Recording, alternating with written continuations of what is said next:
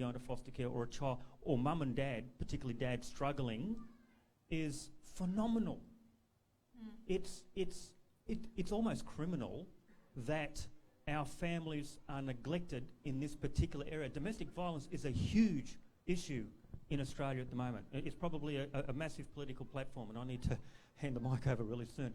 But what I'm saying here is PTSD, yes, we're here to talk about PTSD tonight, but there are so many leaves to this branch.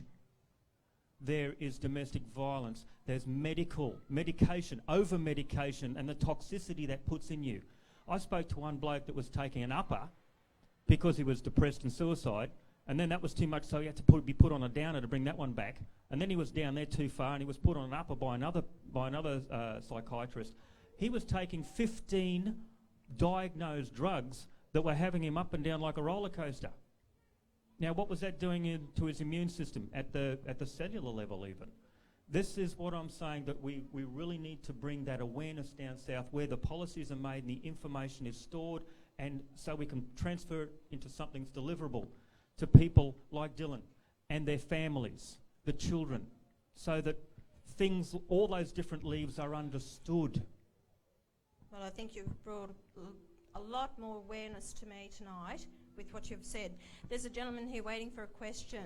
Yeah, hey Pauline. My name's Kel. I spent 30 years in the services, joined it as a 15-year-old.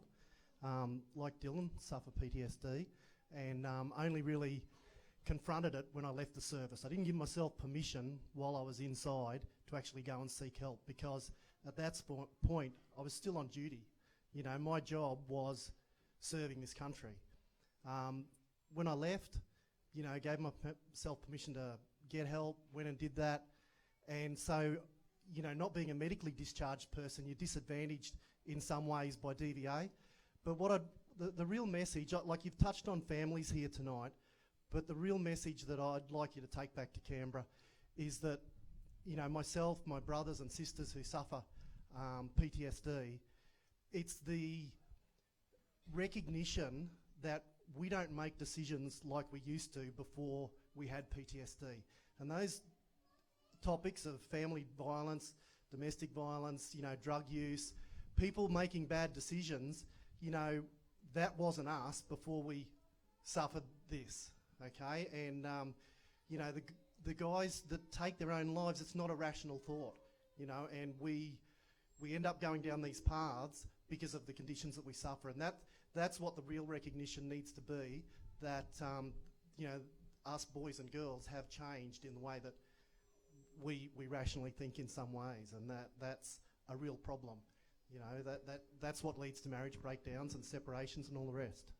One of the points you brought up there, and I want to bring this up, is we're running into a lot of problems now, and this is the RSL side, is people who have administratively discharged with no paper trail of the career-limiting moves of PTSD, because let's face it, people with diagnosed PTSD syndrome, PTSD in the army, it is seen as a career-limiting move.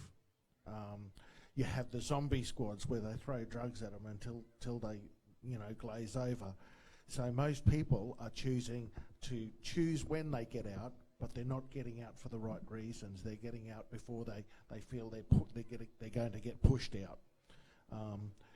The problem with that is, as you said, there's no paper trail for an advocate to go and fight for you. So the whole lot has to start out. And my hat goes off to you. Thank you for your service, sir.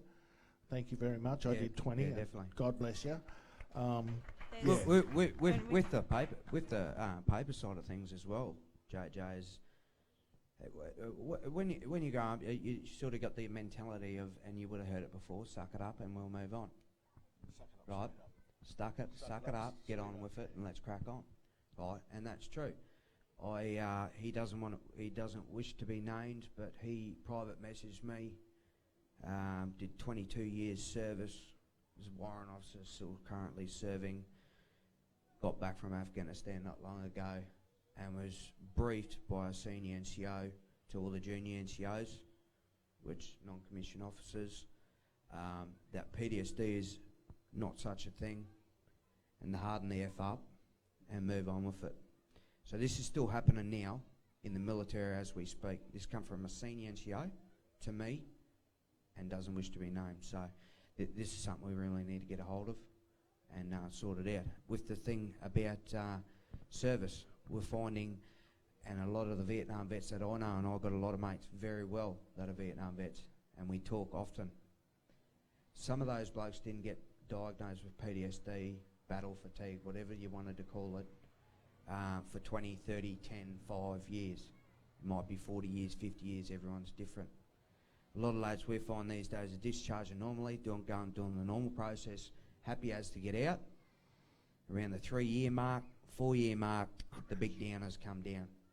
The civilian, growing a beard, because I'm sick of shaving, it's all come off, it's all worn off, you know, and then you start hitting rock bottom, and we're finding, I don't know if you would agree with me, JJ, about the 3-4 year mark is where we're finding a lot of people that have discharged under normal circumstances, and then they start hitting a wall at about around that mark because the excitement of being a civilian has worn off. We've actually got a couple that we're dealing with down on the Sunshine Coast, and the sad thing is you're sitting back in a sub-branch and you're watching a young couple, and he's got multiple tours up, and you're seeing a family disintegrate, and it's 3-4 years, as you said, after he's got out, and you can see that family disintegrate, and there's nothing you can do until they come and ask you for that help.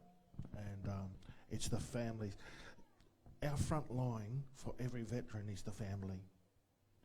And we talk about defence in depth. And if we're not helping our families to be that front line, then we're doing a disservice to not only our veterans but to our families. So every support we can give the families, the wives, the partners, the husbands, whatever, if we're not helping them, then we're doing a disservice. Yeah. Thank you for all you the wives. Behind a good soldier's a great wife. Absolutely. There's another gentleman here with a question. I've got a bit of a letter here. I just want to read it out. It makes it a little bit easier for me, but thanks for tonight.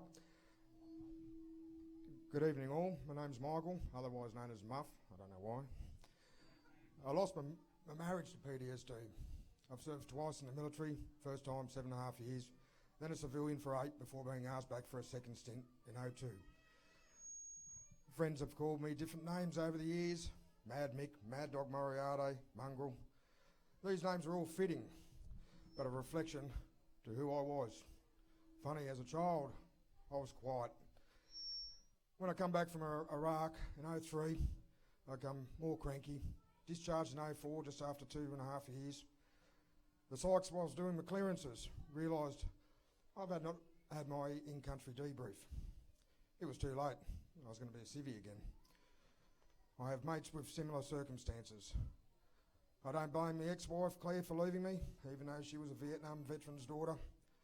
But I turned into a workaholic that turned to alcohol at any excuse and flew off the handle at the most minuscule thing. Was she scared of history repeating itself? My best mate, Paul, asked me to seek some help. I saw a civvy psych, which did wonders for my marriage dilemma, and that's all. I moved to Queensland to get away from it all, but soon found that my demons had found me again. In an altercation one night, I nearly killed a guy. I shot myself. This guy was a civvy. I knew I needed help. I asked my mates in our club and the RSL, I said, I need help. They turned around and said, we know, we've been watching you for 2 years falling off your perch. A lot of these guys are here tonight. My brother, good mate Dylan, was able to put me in contact with the right people. Paul from Rocky here was a godsend. He did wonders and gave me the tools. Sadly, I still relapse, but not like I used to. My local RSL mates are constantly checking up on me, as well as our club, and I thank them. To conclude, I know there's a lot of help out there. If it wasn't for my mates, maybe I would have pulled the trigger that night. For me, it's about a transition from military life to civilian life and the need for education not just for us, but for the partners to understand, look for the signs, and we have the right numbers to call for a person to talk to us in our language and know what we're going through. Also, I'd like to be able to contact a psych of our choice at any time, even after case closure, and for a so-called tune-up, as I like to call it, without having to go through the whole rigmarole of starting over again. I'd like to enforce it's not just a military thing, but there's a lesson for all services, departments, friends and family to be learned from this. And a good friend once said to me, there's no line to govern PTSD. Thank you for that. Very much for sharing your story with us. Is there another gentleman there with a question? Yeah, hi, Pauline, Dylan. Thanks for coming tonight. Would we be able to do something, or would you be able to do something about DVA? Because they make our job really hard. Like, it took a lot of my mates, including myself, 2 years to be classed as PTSD. And even after the first appointment with the psych, he said, I've got it. After all the paperwork is put in, they just kept on deferring it, or losing my paperwork. And it goes with other conditions. They just lose paperwork or put it aside, or try and send you to another psych to get a different opinion from them. And what can you do? They just make it very hard for you. I'll just say something, Brian. Good on you, mate. Yeah, this is a quote from a good mate of mine, Sergeant Justin Huggett, MG, Medal of Gallantry. For those who don't know, that's medal just below the VC, so he's done his time. This is a direct quote from him. The DVA claims process is more dangerous than anything I have faced in Afghanistan. Quote. Dylan, just explain. So that's putting in a claim too. That's from the initial stages when you first... See, the first thing that happens, Pauline, is you admit to yourself you have a problem. That's the first thing. Some people might go down and see their local RSL muck. Some people might jump a hold of an advocate, know an advocate of somewhere. Someone might bring a mate and he might put them onto someone or something like that. Personally, myself, I had about 6 or 7 cans of rum, and I called VVCS and told them exactly what was going on in my brain and what I was going through. So they're the different processes. From there, I was pretty much unemployed for about 6 months. I was lucky that I was working out in the mines, and my wife had saved up a bit of petty cash that we could get by until the claims process come through of getting myself on in-cap payments. So pretty much what I'm saying, and I am not blaming DVA, and I am not blaming anyone. What I am saying is they need more people there. They need more funding. They need, apparently they're still running off a 1988 computer system. Yes. Yeah. Which is true. This is They ridiculous. are trying You to got address one that case because the manager minister did for say about to me, they're 3,000 trying to get on people. top of that. One thing you send your case to Perth. Perth does something. They send it back to Canberra. Canberra does something. They send it to Sydney, and then they send it to Brisbane. Now we all know what Chinese whispers are like, and what can happen with paper trail when it's got anything to do with a military operation. It will go missing. Right? So the funding needs to be there. Then we get back to Muff. Muff mentioned a good thing, which is employment. Employment. From military to employment. A rifleman. I shoot stuff, I blow it up. Okay, right, help me out. But there is jobs out there. Shot firing, stuff like that. Okay? With DVA, a lot of your ESOs, your departments that you can talk to, like your advocacy, stuff like that. We need to try and get ex-military personnel into these roles, because these people understand what you are saying to them. They will give you empathy because they have been there. They have done that.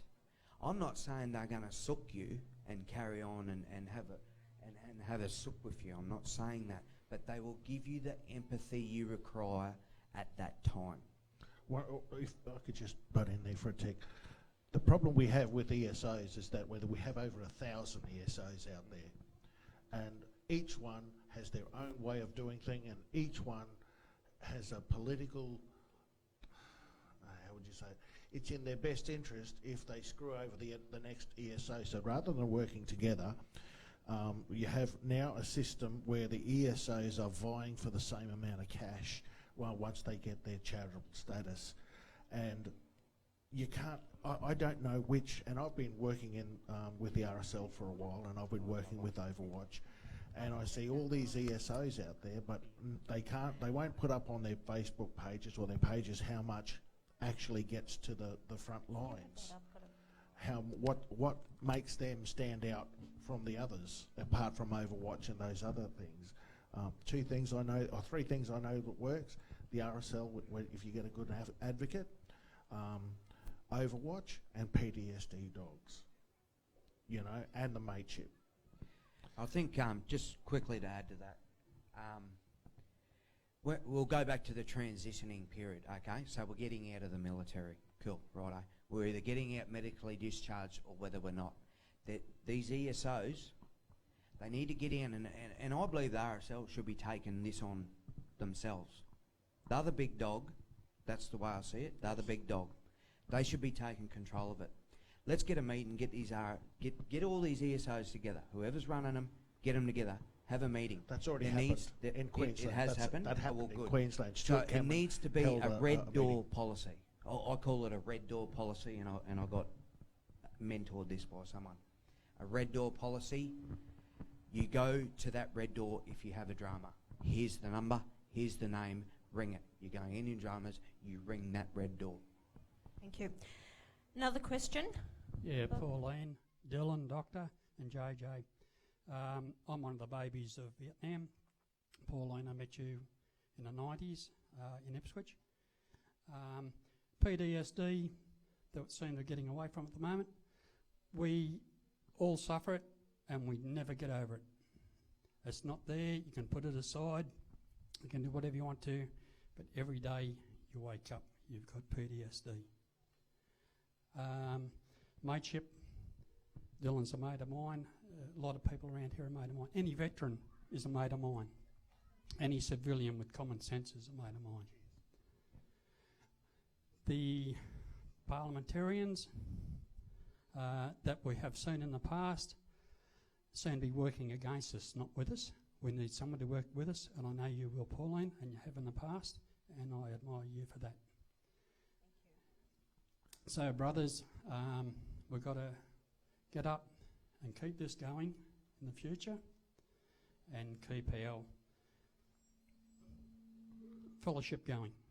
Okay, thank you. Can I just have a quick word? You mentioned something there, and I'd like to address it.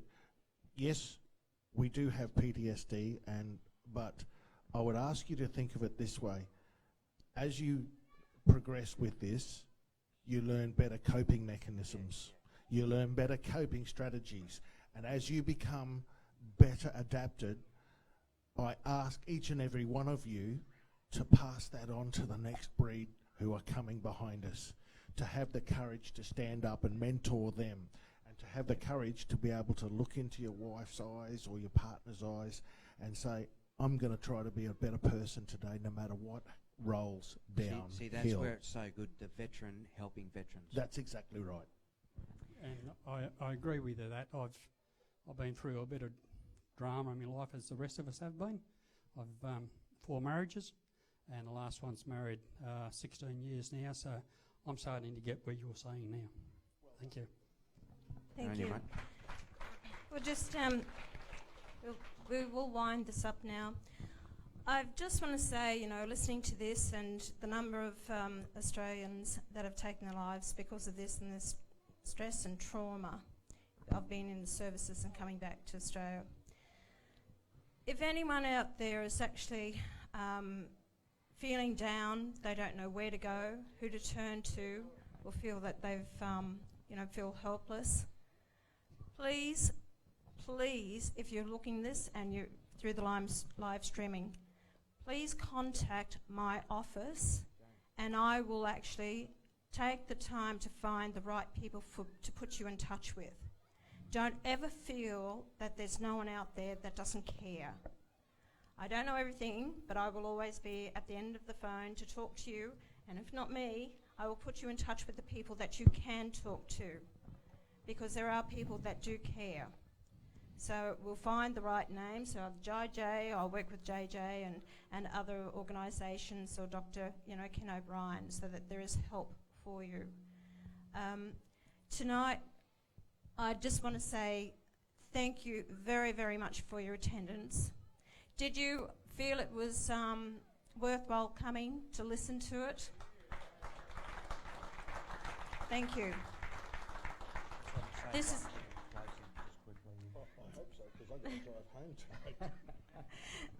This is only part of the start of many things that I'd like to be able to do with the people of Queensland, and not only Queensland but Australia-wide, because I want to have a connection with the people and bring these issues forward, that we can talk about it openly and honestly, and hopefully get answers on the floor of Parliament for Australians. I feel that we've been kept out of the conversation, out of the debate, and told how we should run our lives and our businesses, and I think that we need to actually stand up and have a voice and let them know that we are here to be heard. To each and every one of you tonight, Dr. Ken O'Brien, to Dylan Fraser and to JJ, it was wonderful to have you here sharing this with me, because I'm inexperienced in this. I don't know the answers, but I'm hoping to work closely with you. And I made a commitment to both you gentlemen tonight, not just you two, but to everyone out there, that I will take you to Canberra with me to knock on the door of the Minister Tan, to actually speak about these issues on behalf of those men and women out there who needs to be heard. So hopefully, working together, that we might find a voice and find the answers to deal with this very, very important issue. So, yeah, just quickly in closing. Sorry to I'm chasing a beer, but look, what I just want to say to anyone watching this, any military personnel currently serving or not serving or have served, just remember, look in the mirror, that you're looking at a warrior. Doesn't matter what. You're looking at a trained warrior. Whether you have PTSD, whether you have depression, whether you have anxiety, whether you have sexual dysfunctions, doesn't matter. You're that warrior. You're still a warrior. So just remind yourself that. You start falling down in a heap, look in the mirror and say, hey, I'm still that warrior. You're never alone. And before we finish here, I'd like to say, how about 3 cheers for Pauline for turning up and helping us. Yeah. Hip hip. Hey. Hip hip. Hey. Hip hip. Hey. thank you. Good night, everyone.